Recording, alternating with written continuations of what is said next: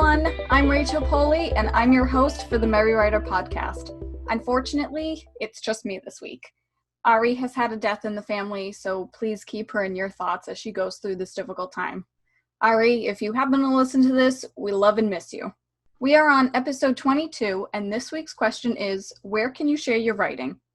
Before we begin, don't forget to subscribe to the podcast wherever you're listening so you never miss a show. If you enjoy this episode, please give it a like.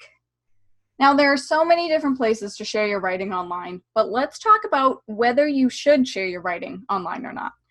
There are many different kinds of writers. Some write to make a career out of it, and others write for themselves as a hobby. If you do it as a hobby and you're not really looking to get published or to make a living out of it, you can still share your writing online just for fun. If you are looking to make a career out of it and you are looking to publish someday and you want to build a following of readers, then it is important that you share your work online. So that way people know what you're talking about. Of course, you could just simply talk about writing too, but it helps to throw out a couple of samples now and then. So with that said, where can you share your writing? There are so many different websites, and I'll list a couple that I am personally familiar with. I started writing on fanfiction.net many, many years ago, and fanfiction is what it sounds like. It's a website where you write fanfiction. There's categories of books, movies, TV shows, and everything in between.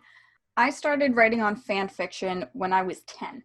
You can obviously read stories on fanfiction and you can comment on them, and you can some people give constructive criticism while others just give it a thumbs up and they're like, hey, I like this, can't wait for more.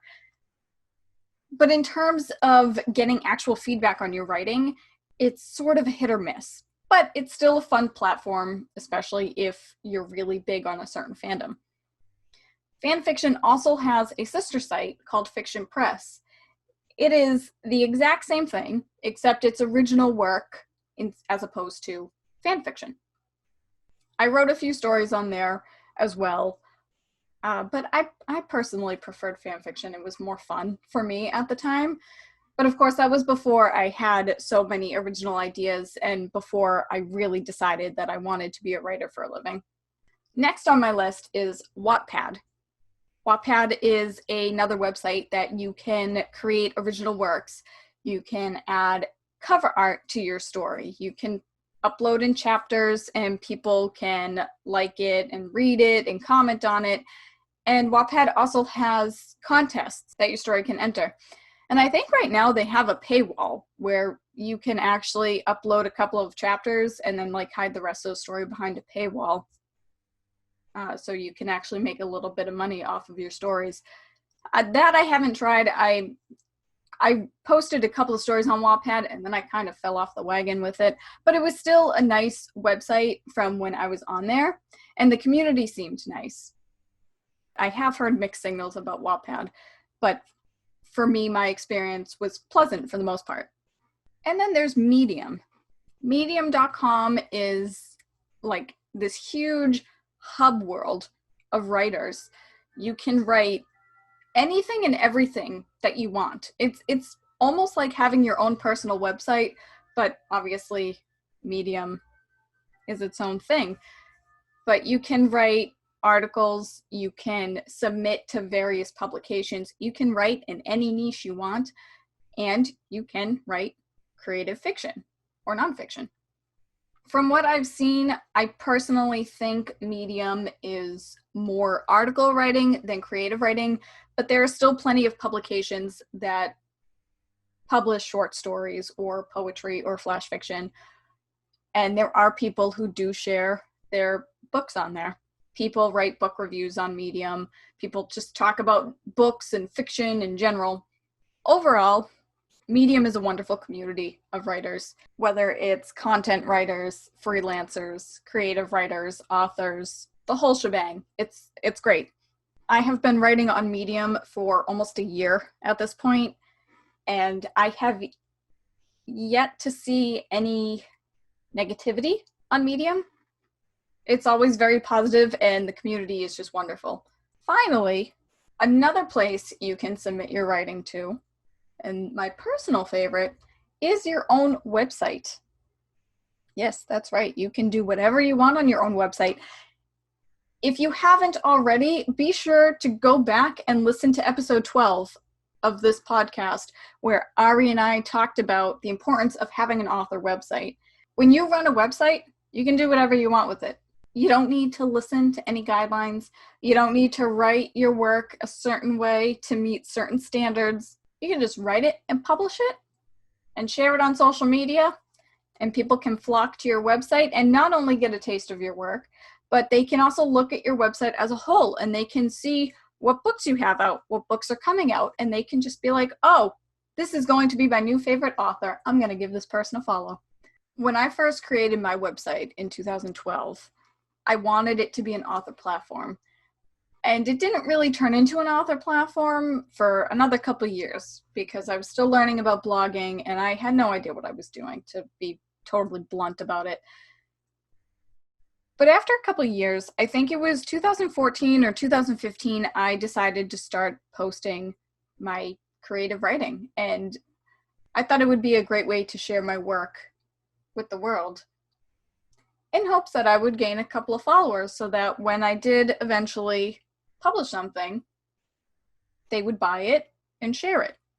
So that's where my Short Story Sunday feature came from. And that's what's great about it, is because I write mainly mystery, but my Short Story Sundays, it's a smorgasbord of random stuff. Some weeks I write mystery, some weeks I write fantasy, others it's just random general slice of life fiction. And it's a lot of fun because I can broaden my horizons a little bit and I can dip into different genres and I can just have fun with different scenarios and cliches and themes and all that fun stuff. So if you're looking to share your writing online, use your own website. Definitely utilize it because you have full control. And honestly, that's where most of your readers are going to go anyway. They're going to gravitate towards your website. So if you have short stories or flash fiction or poetry or even you can or even chapter samples from your upcoming novel, people are going to see that on your website and they'll give you a follow, they'll subscribe to your newsletter, and they will wait for your novel to come out. One thing to note, though, is that you need to be careful of rights when you share your work. If you share a short story on your blog and then would like to submit it for a contest or magazine, chances are they won't want it because it's technically already published. It's already out there in the world. So you do need to be mindful of that. There are some places that they don't care if it's already published, but it's still not great for SEO, or like Google doesn't like it. So I'm pretty sure we mentioned in another episode that you need to make Google happy. If you make Google happy, then you're happy pretty much. Also, I've seen people afraid that others might steal their story or their ideas if they share their work online.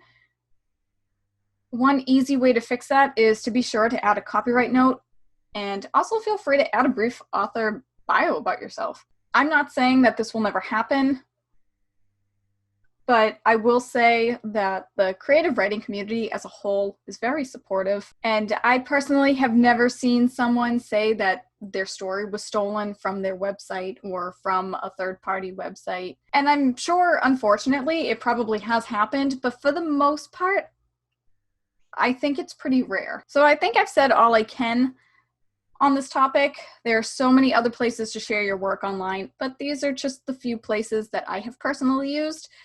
So to recap, share your work online as long as you feel comfortable to do so. But remember, sharing your writing will also help you get more readers in the long run, should you decide to publish later on. You can share your work on websites such as Medium, Wattpad, or your own website, which is my personal favorite, but be sure to protect yourself and your work when doing so. I hope you enjoyed this episode. Thanks so much if you've listened this far. I appreciate you bearing with me as I go solo on this one. I did ask my dog, Chip, to be my co-host for this episode, but then she left the room. So I took that as a no. But anyway, let me know where you share your writing in the comments or on Twitter using the hashtag #TheMerryWriterPodcast. And if you want to get some extra content, head on over to our Patreon page at patreon.com/TheMerryWriterPodcast. You can support our show and get yourself some great rewards. Tune in next week for another episode of the Merry Writer Podcast, where we ask all the right questions. Thanks for listening. Bye! This podcast is brought to you by Sticky Notes. Our walls are covered. The music, titled Inspired, is by Kevin MacLeod, licensed under Creative Commons 4.0.